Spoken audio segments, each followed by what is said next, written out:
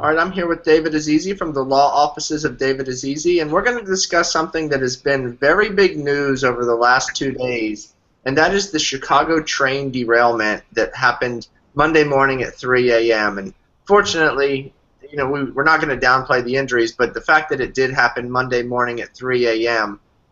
really avoided some of the bigger cause for concern that could have happened. If it would have happened at 9 or 10 a.m., it could have been catastrophic. But at this point, there are 32 injuries. There's been no deaths, so that's the good thing. The bad thing is that a lot of people feel as if it was the negligence of the train operator, because multiple reports have said that he claimed to be tired. I think it's a he. Claimed to be tired, and some have actually said he dozed off coming into the area where the crash happened. So there are 2 lawsuits that have been filed already for negligence. So David, when this situation happens and somebody, a typical case for you get a phone call, one of these individuals has been injured in the train wreck, what's the process? What happens from your perspective? Well, here in California, the process is that because it's a government entity run transportation, by law we have to file a claim against the particular entity right away and put them on notice that we're making a claim on behalf of our client, and usually there's a 45-day period of time which we have to stay in order to determine as to whether they're going to reject this claim or not. Once that time has passed, we would then file a lawsuit against the governmental entity, which here in California it's Metrolink that runs a lot of the trains, and thereafter pursue the claim.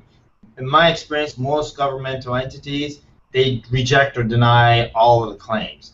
Sometimes when it's clear-cut, they may not reject it, but basically the hope is that they don't want to reject it, and it's automatically presumed to have been rejected, and they want to hope that you're going to sit around on it and miss the time in the statute so that they can say, okay, well, you didn't file in time, sorry, you missed your time frame.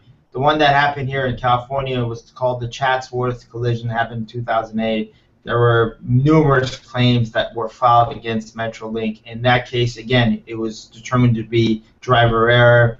NTSB got involved. They do their full investigation to determine what the cause is. They've got accident reconstruction people. It's usually, I would say, in these type of cases, it's a slam dunk case. It's not much of an issue as to, okay, how did it happen, whose fault is it or not, because also the other thing you have to understand is with public transportation, they're considered common carriers. So they're required to provide a higher duty to protect the safety of their passengers. In this particular case, trains just don't derail and go up escalators and cause severe injuries.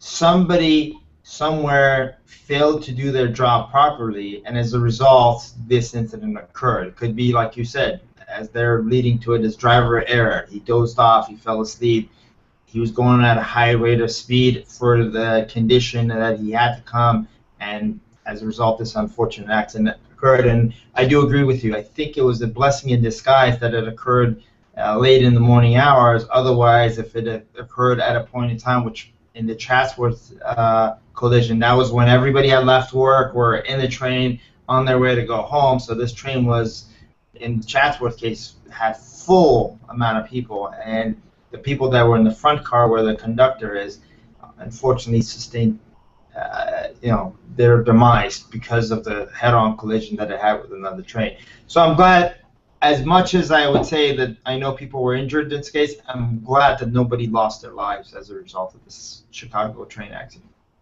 Absolutely, and if there is a train accident, if you have been in a train accident in anywhere in the state of California, please reach out to the law offices of David Azizi. The phone number will be in the information below as well in the video, and thank you for the time and information, David. All right, thank you.